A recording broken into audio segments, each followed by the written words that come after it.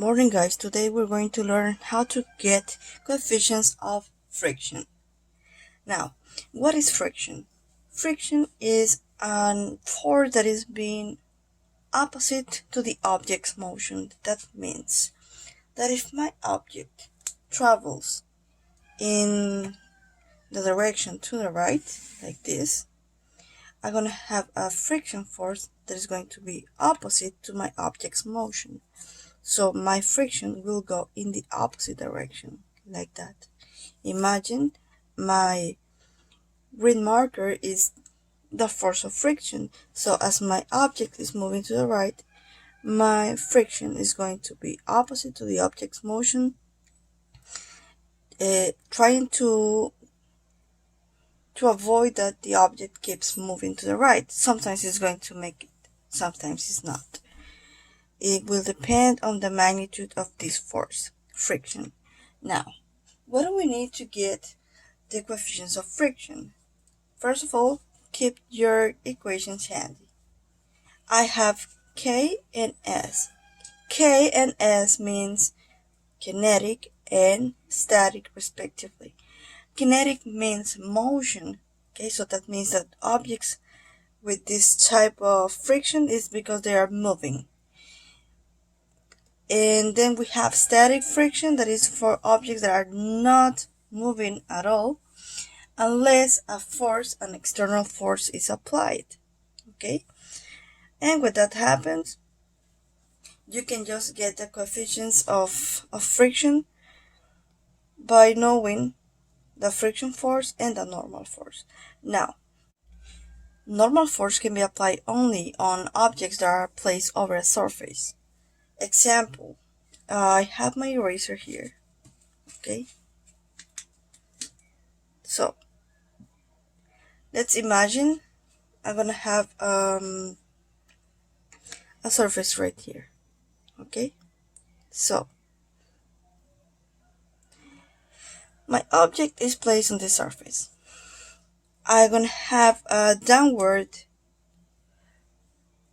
force. Now there is a force that is going downward, that you know it, that is the weight, okay, that is going downward. But then we have another force that is going upward, that is called the normal force. That can be applied only on those objects that are placed over a surface. Now, what do we have here in this exercise? We have 24 kilogram crate, initially at rest in a horizontal floor. This requires a 75 Newton horizontal force to set it in motion.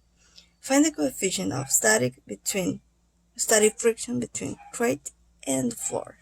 So our situation is, we have this crate over here.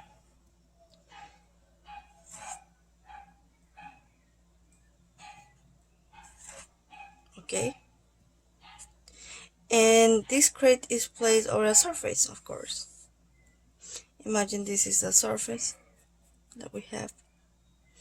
Now it says that it's been required a force of 75 Newton horizontal. When you apply this force of 75 Newton, now the crate is set into motion. Now, motion requires object to have acceleration. When you see acceleration, that means that this object is moving. It says find the coefficient of friction between crate and the floor. So, for this situation, we have two surfaces in contact, which is the crate and the floor.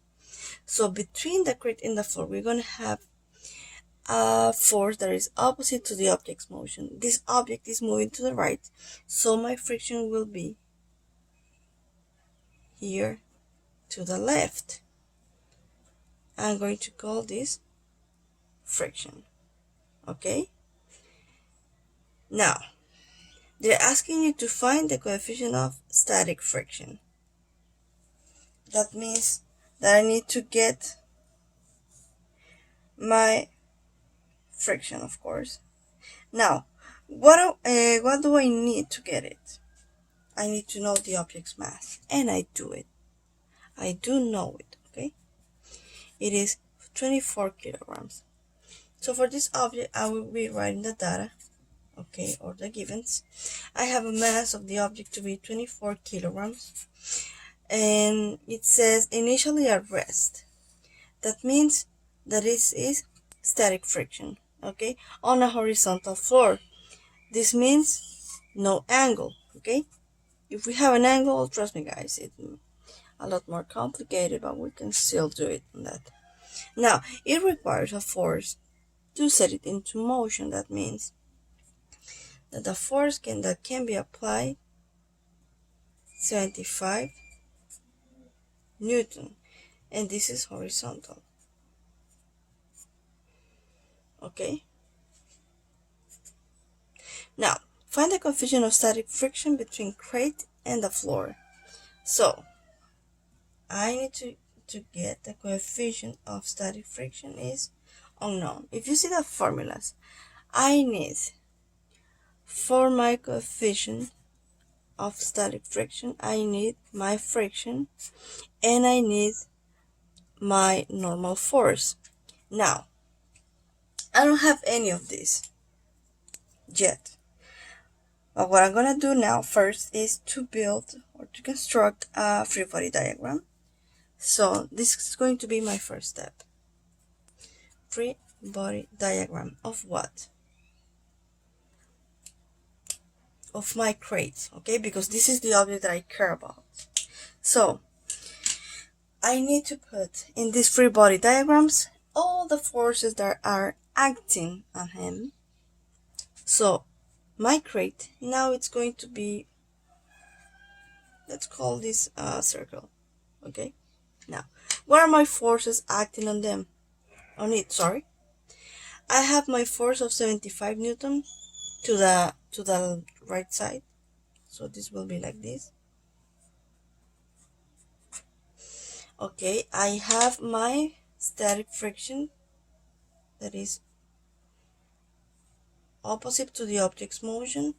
If I press this push this object to the right, the object will move to the right. But my friction comes in the opposite direction, so it comes to the left.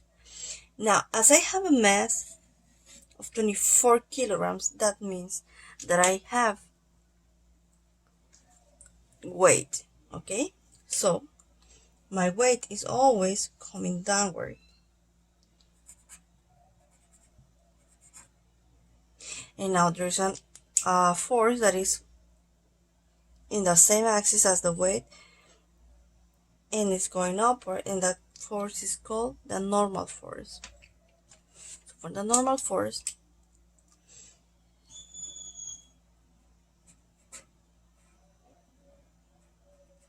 that's what I have. Okay. So in this moment, what I need to do is I need to get my normal, because it's part of my equation, okay? It is part of my equation. So this is going to be, I will add all my forces that are horizontal and vertical. I'm gonna do a sum of forces in X and a sum of forces in Y. And I will equalize to 0 both of them.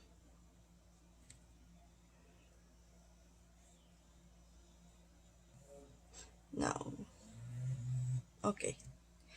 Now, if I need to get my normal force, in which part am I going to focus?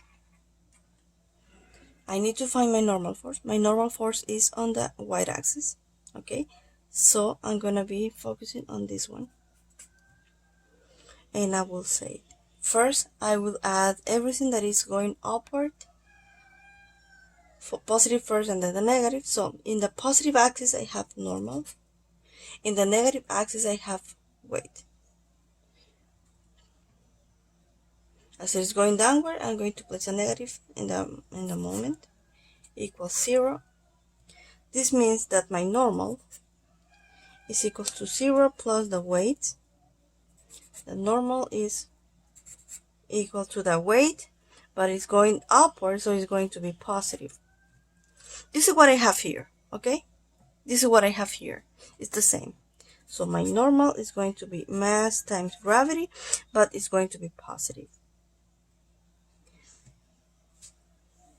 Now, to get my static force, okay, to get my static friction, sorry, I'm gonna do the same, but as you can see, static friction is in the x-axis. I'm gonna do it in the x-axis. So first the positive, that is 75 Newton, then the negative minus Fs equals 0, okay.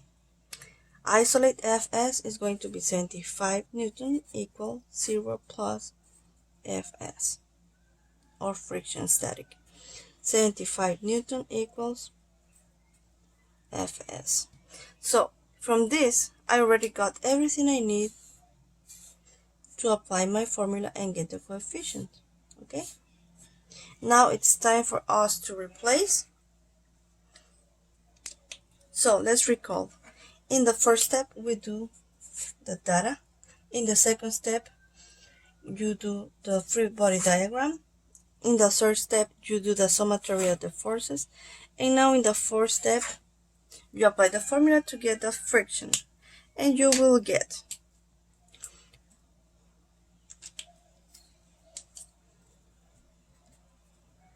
just place the given that we just got, 75 Newton divided by the normal, that is mass times gravity. And it's positive, so you can write the gravity positive.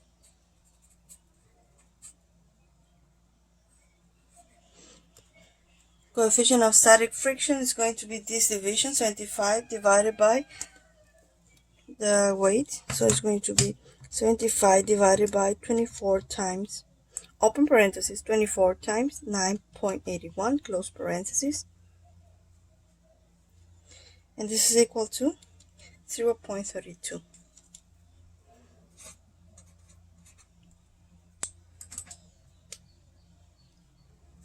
And this is it. This is how you solve this problem. Thank you.